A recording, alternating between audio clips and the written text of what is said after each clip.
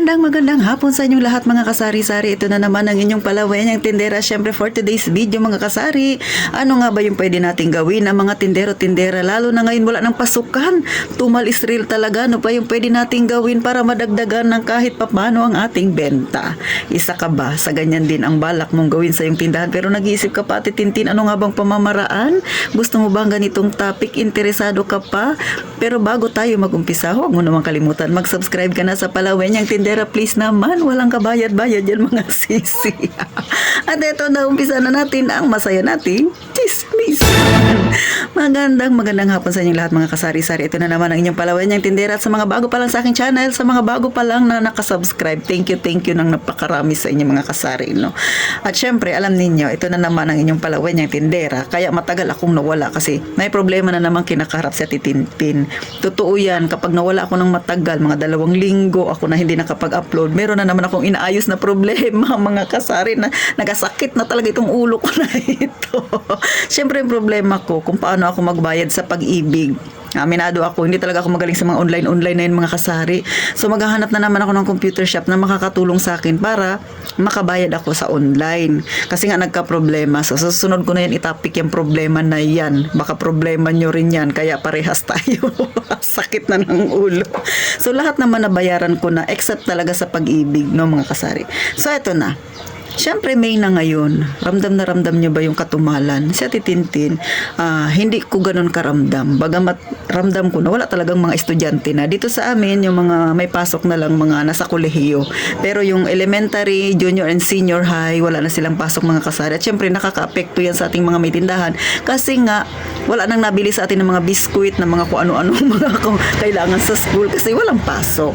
Pero, alam niyo ba yung ginagawa ni Ate Tintin? Una, positibo lang tayo lagi. Huwag tayo mag-isip ng kung ano-ano na, ay, walang pasokan na ngayon. Sigurado, mababa na naman yung sales ko. Huwag ganun na.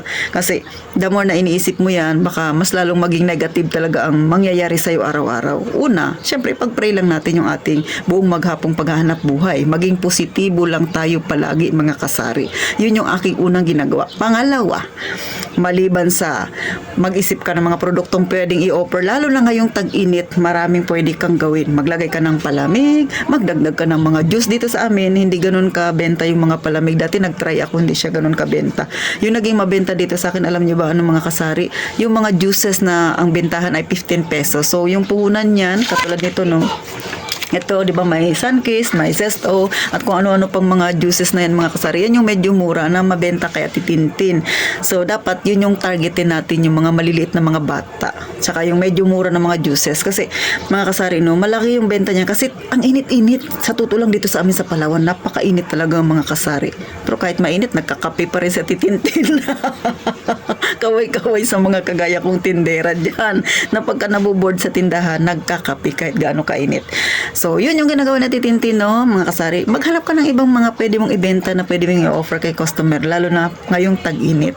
So, yun yung naisip ko, mga juices, mga kung ano-ano pa, na gustong-gusto ng mga bata para kahit paano mabawasan yung kanilang uhaw.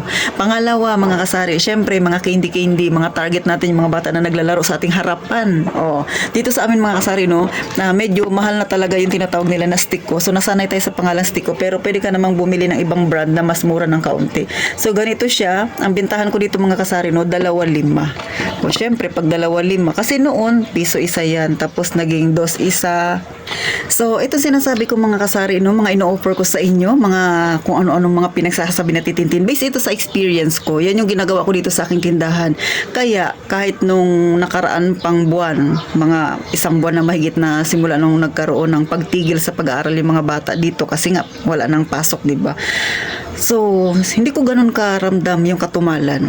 Yan ang ginawa ko mga kasari. Isip kayo ng mga paninda na pwede ninyong mai-offer kay customer, lalo na sa mga bata. Pagka bumibili yung mga nanay kasama yung mga anak, diba? So, kailangan bumili kayo ng takaw pansin, ng mga bilihin, katulad ng mga ganito, diba, lollipop 5 piso. May mga ganyan-ganyan. So, malaki din yung kita sa mga ganito mga kasari. Alam niyo tayo mga tindero-tindera, kailangan madiskarte tayo pagdating sa tindahan. Kasi hindi na pwede yung panay ganyan lang yung benta natin, mga kape-kape, mga dilata, yung mga dating mga binibenta natin ng mga chichirya, mga candy. Dapat meron silang ibang makita sa ating tindahan. Kasi, syempre, para pag dumaan sila sa tindahan mo, kahit marami kayong kakompetensya mga kasari, abay makikita nila, abay may bago doon sa kabilang tindahan, no?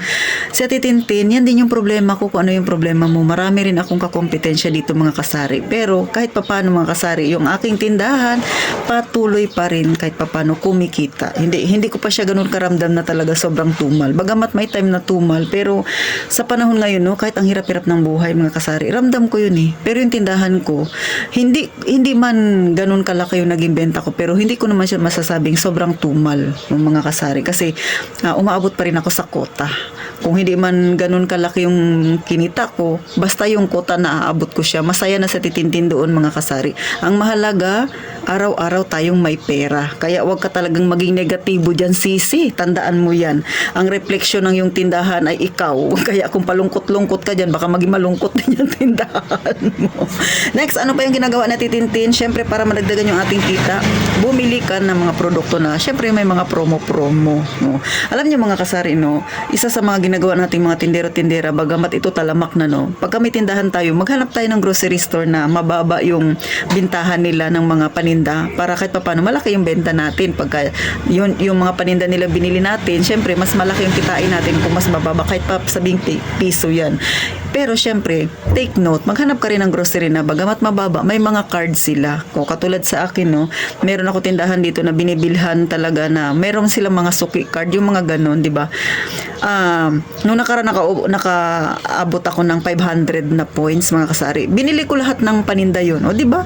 Kita yun yung pera na yun na naging points ko mga kasari sa pagbili ko sa kanila. Naidagdag ko pa siya na pampuhunan pa dito sa tindahan ko. Syempre, pag tumatagal yung puhunan na naidagdag mo, kahit pa 500 lang yan, kikita at kikita yan, tutubo yan. Pinambili ko lahat ng soft drinks o mga kasari. O di ba? Magkano naman ang tubo natin sa soft drinks? Minsan 7 pesos, 8 pesos. O, depende na yan sa inyo.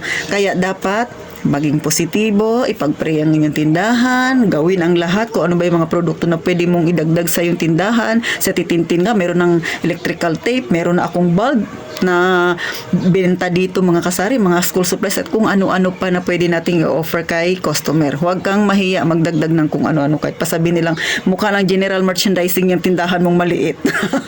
Okay lang yan. Ang mahalaga, banat ka lang, lagay ng mga paninda na pwedeng maibenta kay customer kasi pandagdag din yan mga kasari. At syempre, mas mainam kung kayo may tindahan, dapat open din ang inyong GCash, cash in, cash out. So isa rin yan sa nakasurvive sa akin, kaya hindi ko ganun karamdam talaga mga kasari yung katumalan na sinasabi nila. Malakas yung load, malakas yung cash in, cash out na Titintin, abaysan ka pa. Kahit malit ang tindahan mo, basta kumpleto ka, hindi mo mararanasan ang sinasabi nilang sobrang tumal talaga. Dahil kahit papano, kumikita ang iyong maliit na tindahan. Ito simpleng usapan lang itong mga kasari. So, sana makatulong sa inyo, lalo na sa mga nag-uumpisa dyan ng kanilang maliit na tindahan. Huwag mawawalan ng pag-asa kung nararanasan ninyo yan, yung ganyang katumalan. Kasi naranasan ko rin yan. Pero sa ganyang usapin, dyan ka matututong kung paano ang tamang paglaban sa iyong tindahan para mas lumaki ang ating bintahan. Hanggang dito na lang inyong palawan yung tindera. Makita tayo sa sunod na vlog na Titintin. At gaya nga ng palagi kong sinasabi, mag-ingat tayong palagi, mga kasari.